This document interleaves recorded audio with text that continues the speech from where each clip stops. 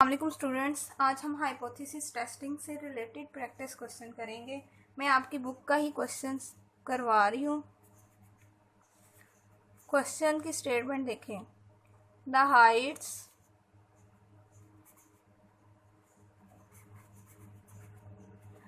Of college male students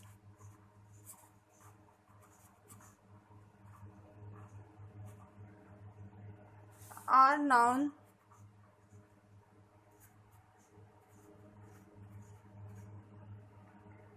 to be normally distributed with a mean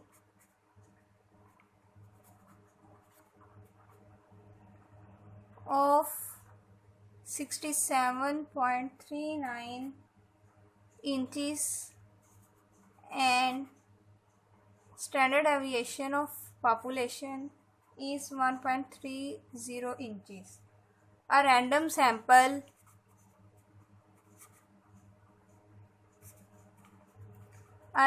sample of 400 students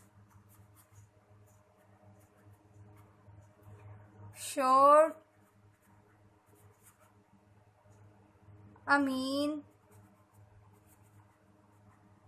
height of 67.47 inches using a 0.05 significance level.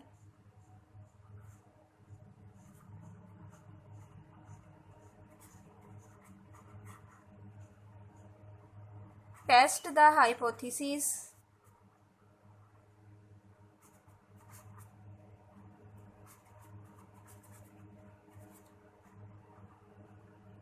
that is mu h naught is equal to h naught जो हमारे पास null hypothesis है उसके अंदर क्या है, mu is equal to 67.39 against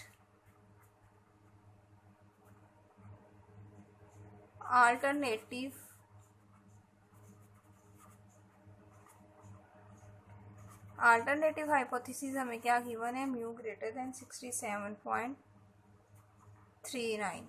ठीक है, अब इस क्वेश्चन में ऑलरेडी हमारे पास जो है वो हाइपोथेसिस फार्मूलेट किए हुए हैं। ठीक है, हमें यहाँ पे हाइपोथेसिस को फार्मूलेट करने की ज़रूरत नहीं है। अब यहाँ पे देखें, यहाँ पे जो हाइपोथेसिस फार्मूलेट किए हैं वो ये किए हैं, सपोज के कोई भी कांस्टेंट है। ठीक है,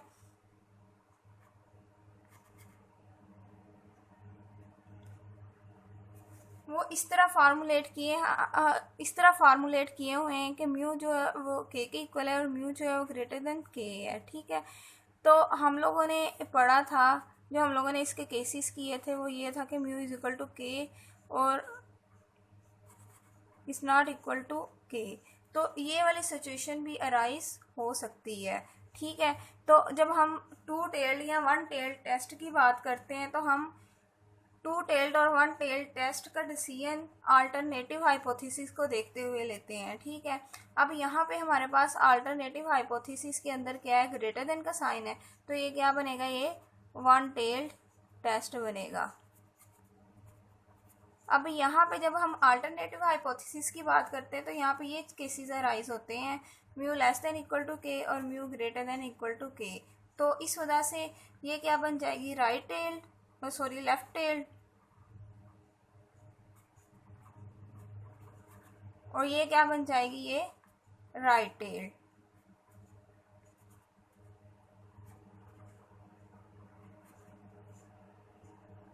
तो इन दोनों को अगर कंबाइन करें तो हमारे पास इस केस में टू टेल्ड टेस्ट आता है।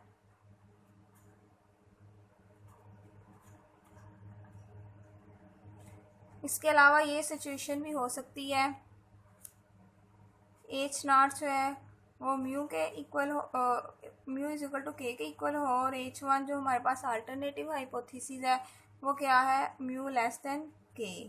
तो इस केस में भी ये क्या बनेगा, ये वन टेल्ड टेस्ट बनेगा। ठीक है, तो हम लोगों ने क्या करना है, अल्टरनेटिव हाइपोथेसिस को देखते हुए डिसीजन लेना है कि वन टेल्ड टेस्ट बनेगा या टू टेल्ड टेस्ट बनेगा। ठीक है, अब इसके सोल्यूशन की तरफ आ जाए, स्टेप बाय स्टेप हम इसका सोल्यूशन करेंगे।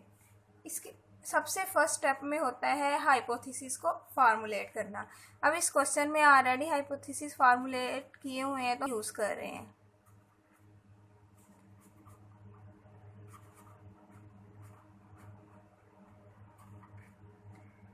अब हाइपोथेसिस को देखते हुए हम लोगों ने डिसाइड करना है कि ये वन टेल टेस्ट है या टू टेल टेस्ट। ठीक है, तो अल्टरनेटिव हाइपोथेसिस को देखें तो यहाँ से हमें पता चलेगा कि ये क्या है, ये वन टेल्ड टेस्ट है, वन टेल टेस्ट है, और क्या है, right tailed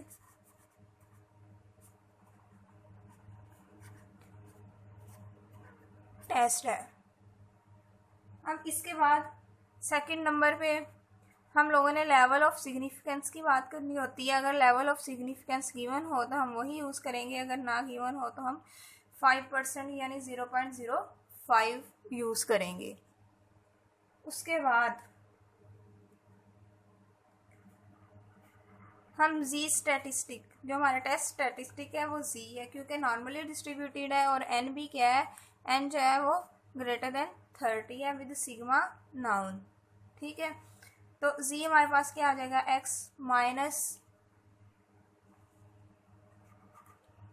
mu over under root N. ठीक है, तो एक्स बार, अब हम सैंपल की बात करें, सैंपल की जो हाइट है, सैंपल की जो मीन हाइट है वो क्या है, 67.47। तो एक्स बार क्या आ गया, 67.47। पॉपुलेशन मीन हमारे पास क्या है, 67.39। आप ये हाइपोथेसिस से लिख सकते हैं। ठीक है, सिग्मा क्या आ जाएगा हमारे पास, 1.30, और अंडर एन क्या है हमारे पास, 400।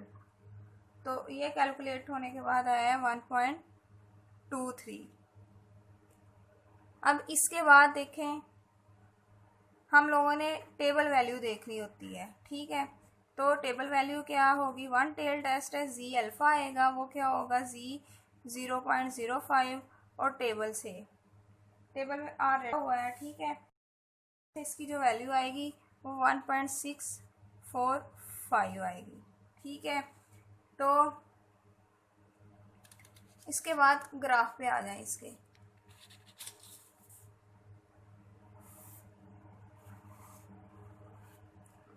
राइट टेल टेस्ट है, जी अल्फ़ा की वैल्यू कुछ यहाँ पे होगी, वो है 1.645। हमारी जो कैलकुलेटेड वैल्यू है 1.23। ठीक है, वो कहीं पे सपोज कर ले, वो कहीं यहाँ पे है 1.23 हमारी कैलकुलेटेड वैल्यू। ठीक है, नॉर्मली डिस्ट्रीब्यूटेड है, तो ये क्या, distribution with mean 0 and standard deviation 1। ठीक है,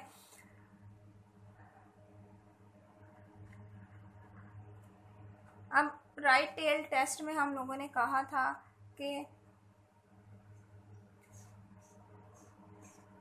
अगर ये वाला जो रीजन होता है वो हमारे पास क्रिटिकल रीजन होता है, या इसको रिजेक्शन रीजन भी बोलते हैं,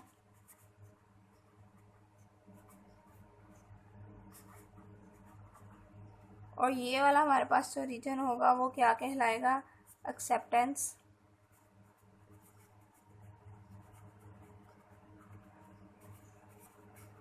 रीजन। ठीक है,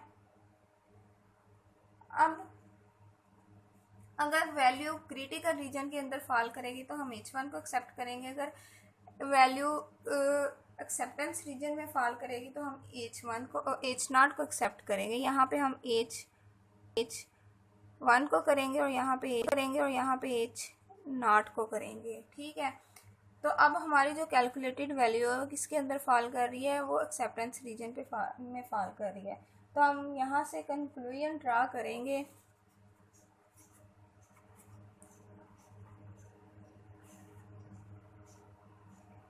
Since the calculated value z is equal to 1.23 falls in acceptance region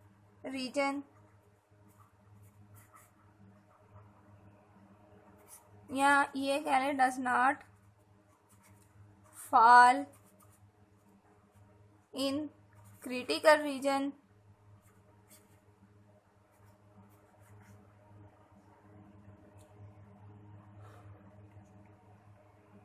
so we accept H naught and reject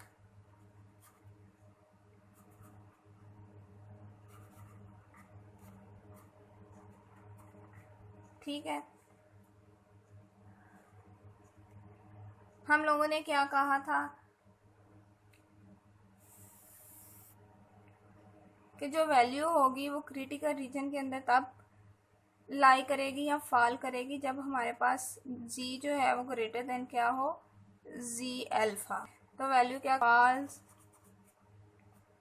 in critical region in case right tailed test. ठीक है, तो z greater than z alpha अगर हो तो value क्या करेगी, critical reason के अंदर फॉल करेगी राइट टेल टेस्ट के केस में। लेकिन अब हमारे पास जो z है वो क्या आ रहा है, z less than z alpha आ रहा है। ठीक है, और z अल्फा हमारे पास क्या है 0.05।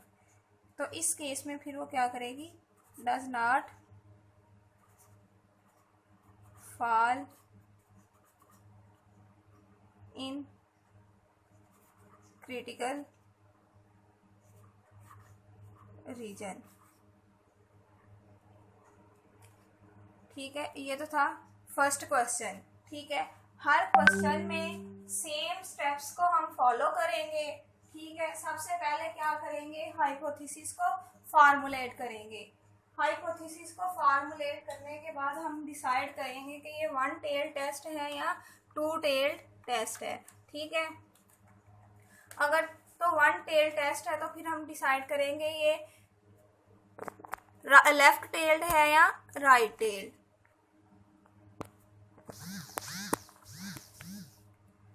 ये हमारे पास लेफ्ट टेल्ड है या राइट टेल्ड। इसके बाद हम लोग लेवल ऑफ सिग्निफिकेंस की बात करेंगे। लेवल ऑफ सिग्निफिकेंस डिसाइड करने के बाद अगर ना गिवन होगा तो टेस्ट स्टैटिस्टिक की बात करेंगे और फिर देखेंगे जो हमारी कैलकुलेटेड वैल्यू है, ठीक है, वो टेबल वैल्यू से उसको कंपेयर करेंगे और ग्राफ की मदद से हम क्या करेंगे, कंक्लूजन ड्रा करेंगे। ठीक है क्लास,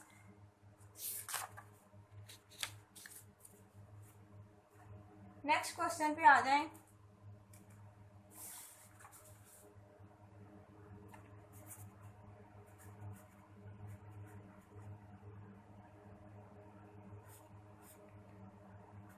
स्टेटमेंट देखें, it is claimed that an automobile is driven on the average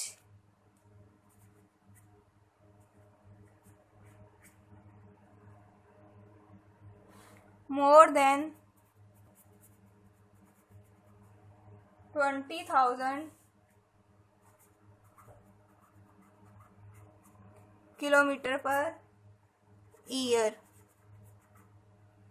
to test this claim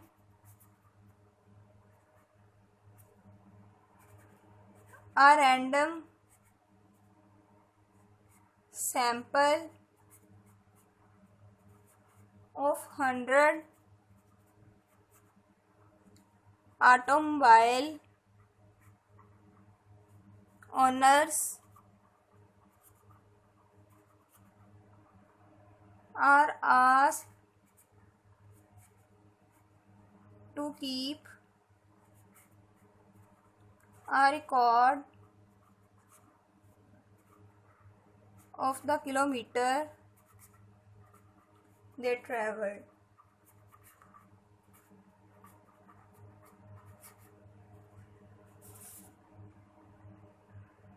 Would you agree?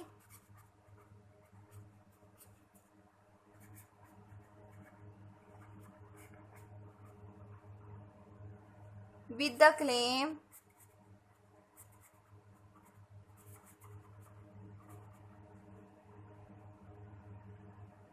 if the random sample showed an average of 23,500 kilometer and standard deviation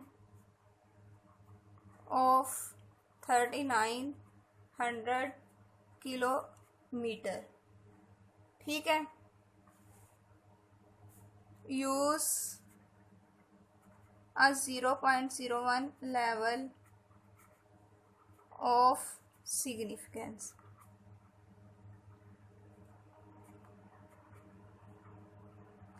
ये तो थी statement.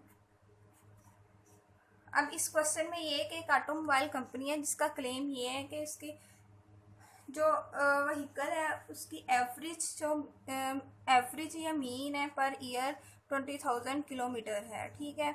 अब इस claim को test करना है, उसके लिए 100 ऑटोमोबाइल ओनर्स ने अपने व्हीकल का सैंपल दिया है, ठीक है, और पर ईयर जो है वो किलोमीटर का रिकॉर्ड रखा है, ठीक है। अब उस रैंडम सैंपल का एवरेज जो है वो 23,500 किलोमीटर है और स्टैंडर्ड एविएशन उस सैंपल का 3,900 है।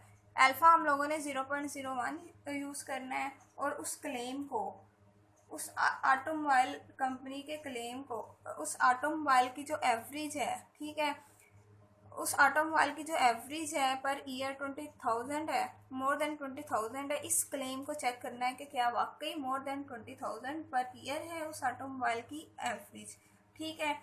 तो स्टेप अगेन वही है। इस केस में हम क्या करेंगे, सबसे पहला हमारा क्या स्टेप होगा, वी फॉर्मुलेट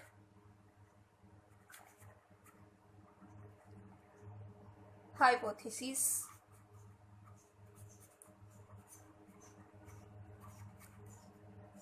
अब ये देखें मोर देन की बात हुई है तो म्यू क्या होगा, ग्रेटर देन 20,000, ठीक है।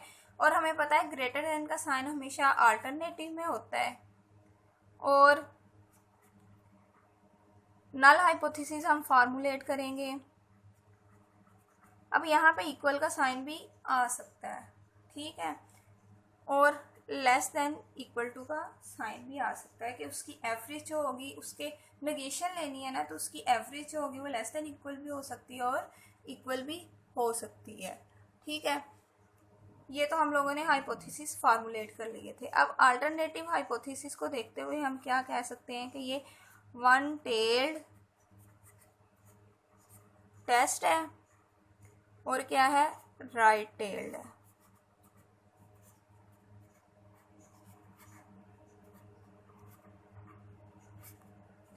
सेकंड नंबर पे अल्फा अगर हमें ना गिवन हो हम 0.05 लेते हैं, इस केस में गिवन है 0.01 लेंगे, ठीक है। थर्ड नंबर पे देखें जो पॉपुलेशन स्टैंडर्ड एविएशन है वो हमारे पास अननाउन है, लेकिन जो सैंपल का साइज है वो ग्रेटर देन 30 है, तो हम क्या लेगा, स्टैंडर्ड एविएशन है। तो since the population standard deviation is unknown and n greater than 30, so we use sample standard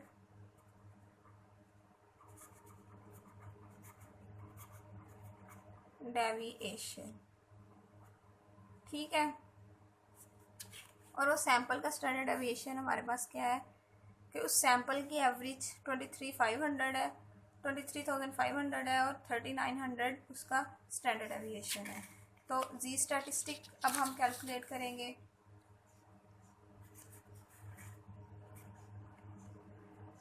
x bar minus mu over sigma over under n. अब एक्स बार क्या था, मैंने कहा था कि जो हाइपोथेसिस होंगे हम उसी से देख लेंगे। वो क्या है 20,000 माइनस, अब जो हमारे पास सैंपल है उसका मीन ये है 23,500। अब यहाँ पे सिग्मा के बजाय हम क्या यूज़ करेंगे, स्मॉल एस यूज़ करेंगे। ठीक है, सिग्मा के बजाय क्या यूज़ करेंगे, स्मॉल एस यूज़ करेंगे, because population standard deviation is unknown.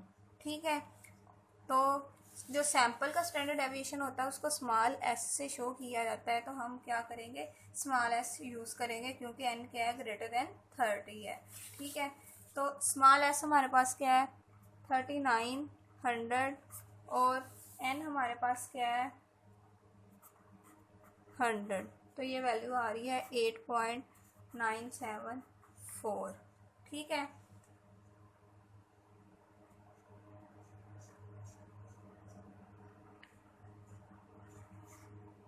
Now ji alpha पहले लिख लें या बाद में लिख लें, इससे कोई फ़र्क नहीं पड़ता। ठीक है, जी अल्फ़ा वन टेल टेस्ट है तो जी अल्फ़ा होगा और जी 0.01 टेबल से क्या आया हमारे पास 2.33।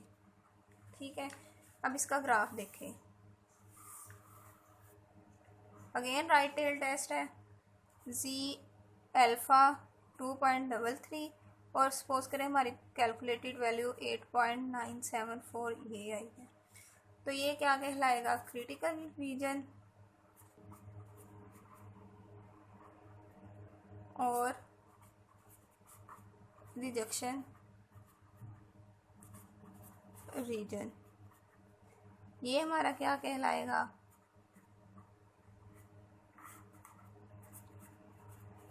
Acceptance reason. अगर वैल्यू क्रिटिकल रीजन में फॉल करेगी तो H1 को एक्सेप्ट करेंगे और एक्सेप्टेंस रीजन में फॉल करेगी तो H0 को करेंगे। ठीक है, अब वैल्यू किस में फॉल कर रही है, क्रिटिकल रीजन में कर रही है। तो देखें कंक्लूजन हम ड्रा करते हैं।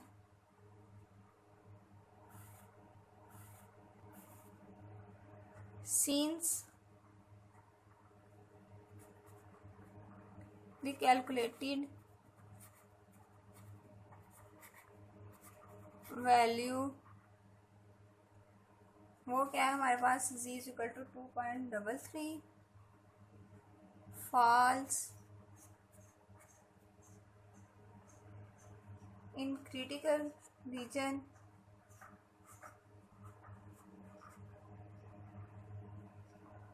so we reject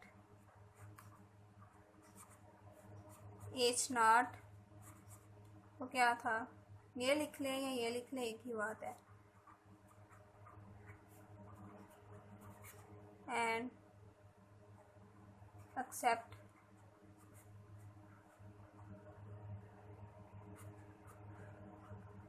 H1 जो कि हमारे पास क्या है, ग्रेटर देन 20,000। इसका क्या मतलब हुआ, इसका मतलब ये हुआ है कि हम लोगों ने H1 बनाया था कि उसका क्लेम है मोर देन 20,000। तो इसका मतलब ये है कि अगर H1 को एक्सेप्ट कर रहे हैं तो उसका क्लेम क्या है, द क्लेम इज ट्रू। ठीक है, देखिए वही स्टेप्स हम लोगों ने फॉलो किए हैं।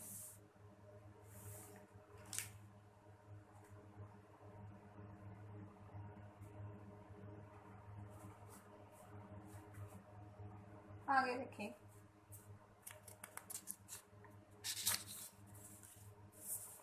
ये दोनों क्वेश्चन राइटेड के अकॉर्डिंग से रिलेटेड थे। ठीक है,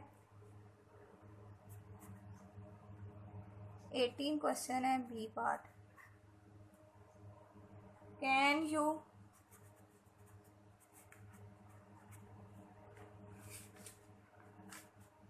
reject a claim that the average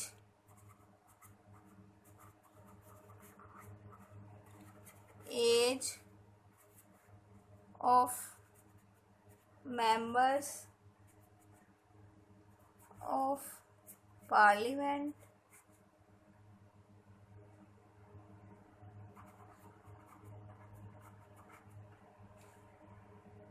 is at least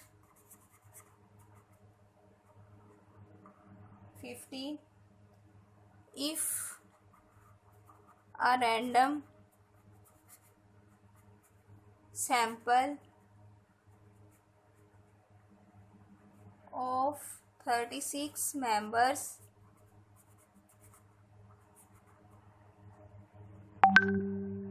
has a mean age of 48.7 with a standard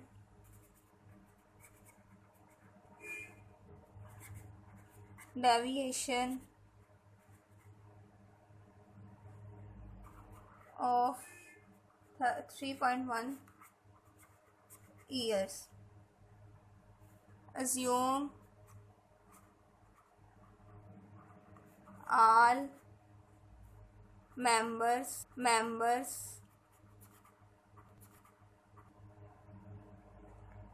ages are normally distributed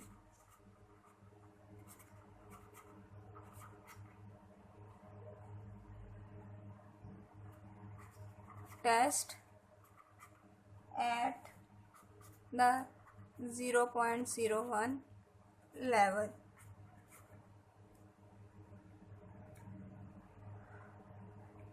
question अब हमारे पास क्या है, can you reject a claim that the average age of members of parliament is at least 50।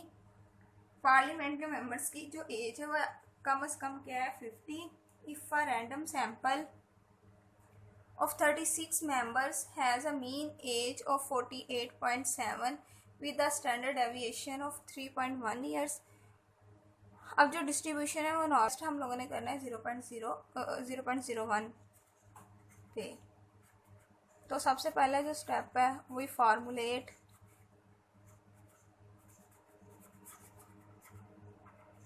Hypothesis.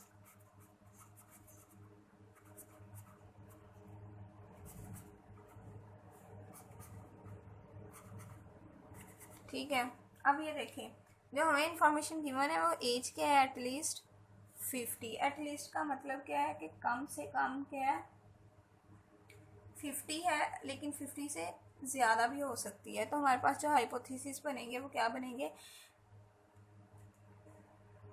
Greater then 50 sorry less than 50। ज़्यादा से ज़्यादा जो है वो हमारे पास 50 एज हो सकती, ठीक है, और कम क्या होगी 50। तो ये टेस्ट क्या बनेगा, अगेन वन टेल्ड टेस्ट, और ये अब क्या है, ये लेफ्ट टेल्ड टेस्ट। ठीक है, अब ये क्या है, ये लेफ्ट टेल टेस्ट है। अगेन हाइपोथेसिस फार्मूलेशन देख ले, एटलीस्ट 50, कम से कम क्या होने, एटलीस्ट कम से कम 50 है, 50 या 50 से ग्रेटर। अब उनका जो क्लेम है वो क्या है कि एटलीस्ट 50, ठीक है, कम से कम क्या होने चाहिए 50, और 50 से ग्रेटर भी हो सकते हैं। तो null hypothesis greater than equal to 50 और अल्टरनेटिव में लेस देन 50 आ जाएगा। ठीक है,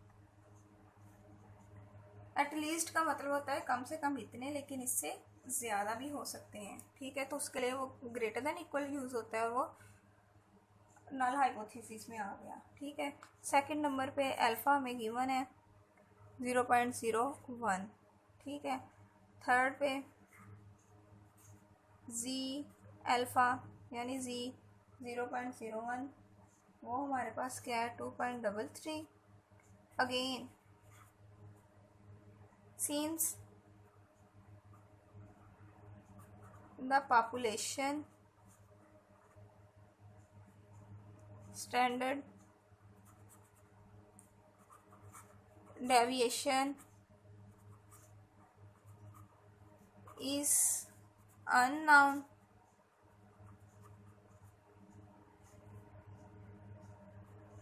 and n जो है वो ग्रेटर देन 30 है, so we use sample standard deviation. ठीक है,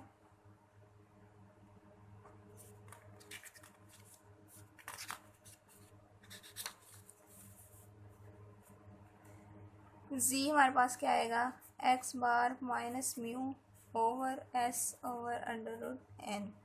तो एक्स बार हमारे पास यहाँ पे देखें, सैम्पल साइज 36 है, मीन एज सैम्पल की 48.7 है, और स्टैंडर्ड डेविएशन 3.1 है। तो लिखें एक्स बार हमारे पास क्या है 48.7, म्यू हमारे पास यहाँ से, ठीक है, 50 डिवाइडेड बाय एस हमारे पास क्या है 3.1 और ये 36। तो ये हमारे पास क्या आ गया -2.51। ठीक है,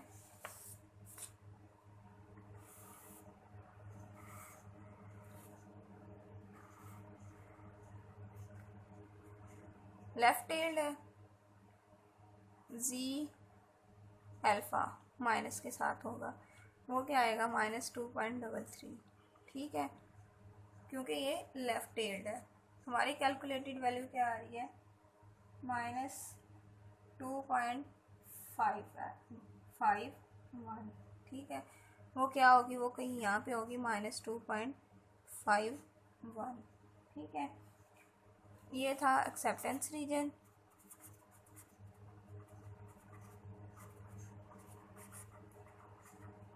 और ये था रिजेक्शन रीजन या क्रिटिकल रीजन। तो यहाँ से हम कंक्लूजन क्या ड्रा कर सकते हैं,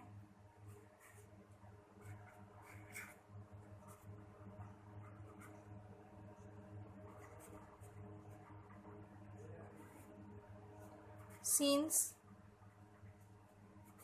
the calculated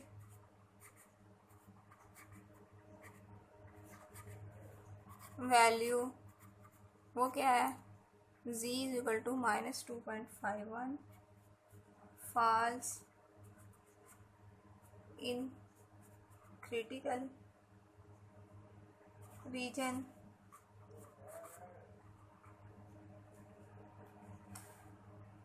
so we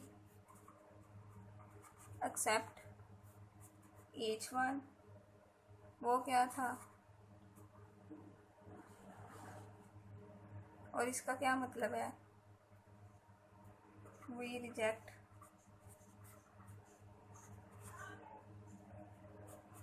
the claim। Since the calculated value z is equal to -2.51 falls in critical region, इसके अंदर फॉल कर रही है, तो इसका मतलब ये है कि हम H1 को एक्सेप्ट करेंगे। और H1 को एक्सेप्ट करने का मतलब ये था, हम लोगों ने H1 बनाया था कि रिजेक्ट क्लेम, वो क्लेम क्या था, एटलीस्ट 50, और वो एटलीस्ट 50, ठीक है। तो हम क्या करेंगे, वी रिजेक्ट द,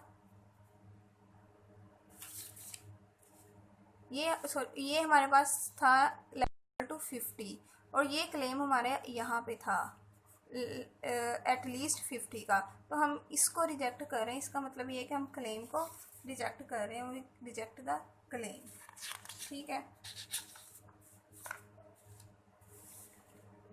नेक्स्ट देखें,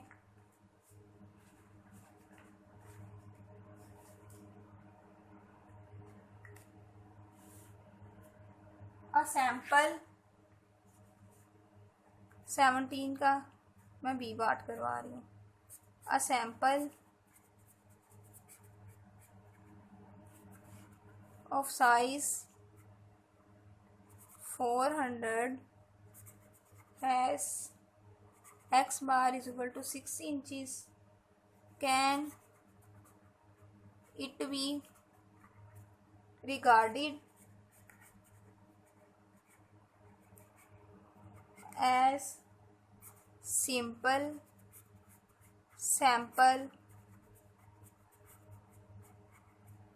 from a large population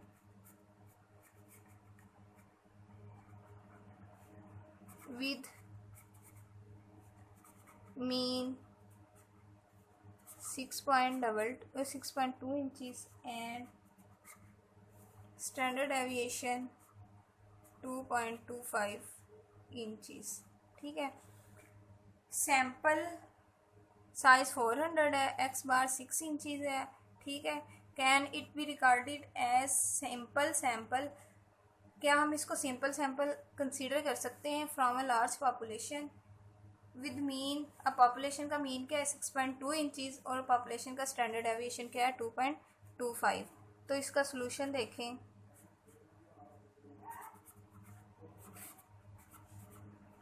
we formulate hypotheses, hypothesis कैसे फार्मूलेट होंगी, एच नॉट जो होगा, अगर तो वो सिंपल सैंपल होगा तो उसका मीन ये आ जाएगा, अगर वो सिंपल सैंपल नहीं होगा तो उसका मीन ये आ जाएगा, ठीक है। रिगार्डेड, क्या हम उसको सिंपल सैंपल कंसीडर कर सकते हैं विद मीन 6.2 इंचज़, और यहाँ पे नॉट इक्वल टू 6.2 इंचज़, ठीक है। तो ये क्या बन रहा है, ये टू टेल्ड टेस्ट बन रहा है।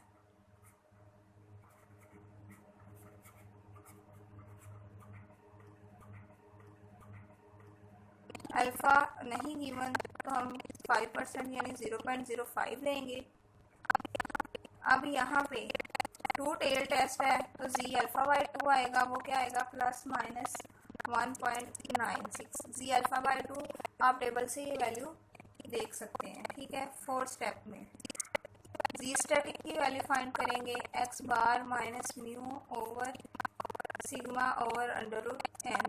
तो एक्स बार हमारे पास क्या है 6, म्यू हमारे पास 6.2 है, सिग्मा हमारे पास 2.25 है, और सैंपल साइज हमारे पास 400। तो ये वैल्यू आती है -1.78, ठीक है। अब इसका ग्राफ देखें, टू टेल टेस्ट है, यहाँ पे जी अल्फ़ा बाई 2 वो क्या है हमारे पास 1.96, और यहाँ पे माइनस जी अल्फ़ा बाई 2 होती है, उसकी वैल्यू क्या है -1.96। अब जो हमारे कैलकुलेटेड वैल्यू है -1.78, ठीक है, 1.78 वो कहीं यहाँ पे होगी, सपोज करें -1.78, ठीक है। तो यहाँ से हम क्या कंक्लूजन ड्रा कर सकते हैं, हमारे पास क्या होगा, acceptance reason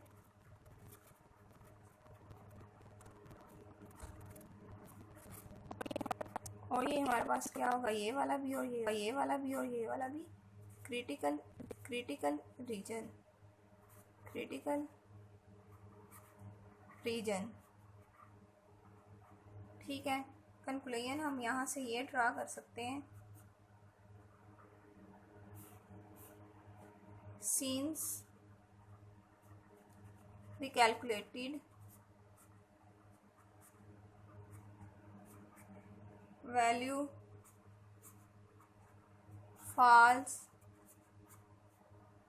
in acceptance region,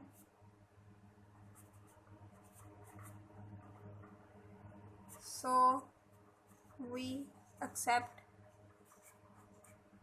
H0 that H0 में क्या था कि उसको सिंपल सैंपल रिकॉर्ड किया जा सकता है विद मीन 6.2 इंचेस। ठीक है, इसका मतलब ये है कि the sample can be regarded.